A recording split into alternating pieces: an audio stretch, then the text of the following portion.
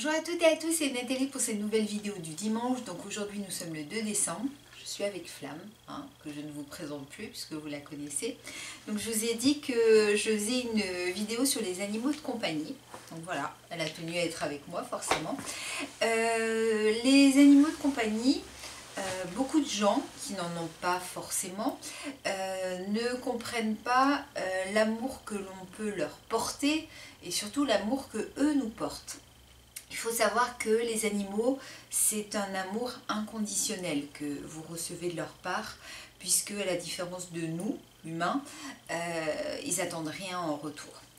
Et moi j'ai constaté, bon j'ai toujours eu des animaux depuis que je suis née, mais quand on m'a diagnostiqué ma CEP, donc en 1996, j'avais un chien à l'époque, un croisé labrador que bon, j'aimais déjà profondément avant de savoir que j'étais malade, mais qui je pense a su, ça peut paraître, je dis vraiment pour les gens qui ne connaissent pas, ne comprennent pas forcément, mais qui a su être là et il a su partager mes larmes, ma tristesse, enfin, mes états d'âme, on va dire. Et je vous dis, c'est difficilement explicable. C'est comme expliquer, nous, le terme fatigue pour nous ayant une CEP, c'est difficile d'expliquer cet amour, mais tous ceux qui ont des animaux ou ont eu le comprendront sans aucun problème.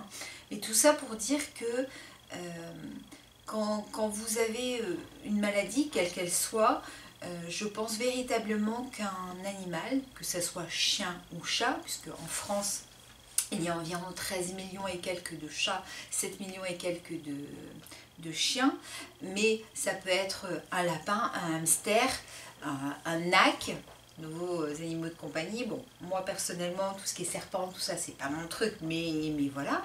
Mais n'importe quel animal, de toute façon, peut vous apporter énormément.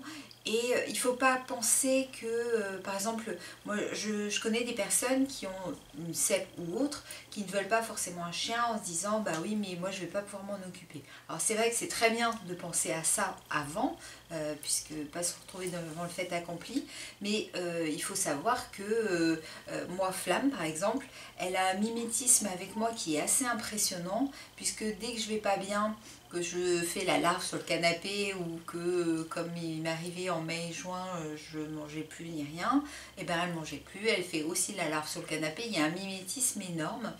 Et j'ai la chance d'avoir une maison avec un petit jardin. Elle, vous lui ouvrez 2 secondes et puis ça y est, elle a fait pipi et j'ai même pas besoin de la sortir si je peux dire quoi. Donc elle me demande rien en termes de, de l'amour, ça c'est sûr, mais ça il n'y a pas de souci. Lui donner à manger bien entendu. Par contre, vous pouvez avoir un chat là vous n'aurez pas à le sortir de toute façon, oui il faudra changer sa litière, mais pour les personnes qui ont des aides ménagères ou quoi que ce soit, elles peuvent je pense changer quelques fois dans la semaine la litière, donc ça ne vous demande pas une exigence énorme en termes de logistique, on va dire, si je peux m'exprimer comme ça. Par contre la chose importante, et ça c'est valable pour tout le monde, et c'est un peu un coup de gueule de toute façon, pensez quand même à vos vacances, à vos absences, parce qu'un animal on ne l'abandonne pas sur un coin de route, et voilà, il faut penser à ça de toute façon, qu'est-ce que vous allez faire de votre animal. Voilà, tout ça pour dire que réfléchissez au fait d'avoir un animal de compagnie pour les gens qui sont seuls ou qui sont en couple, parce que ça peut, à mon avis, énormément vous aider au quotidien dans votre vie de tous les jours. Voilà, donc c'était mon petit amour. Voilà. Donc je vous fais plein de gros bisous, continuez les pouces, les abos et puis les sujets, puisque là, comme je le dis souvent, j'en ai plus beaucoup. Je sais que j'en ai un, je l'ai écrit quelque part, mais j'ai déjà zappé lequel, mais vous inquiétez pas, il est écrit, donc je le traiterai dimanche prochain. Plein de gros bisous et puis portez-vous bien.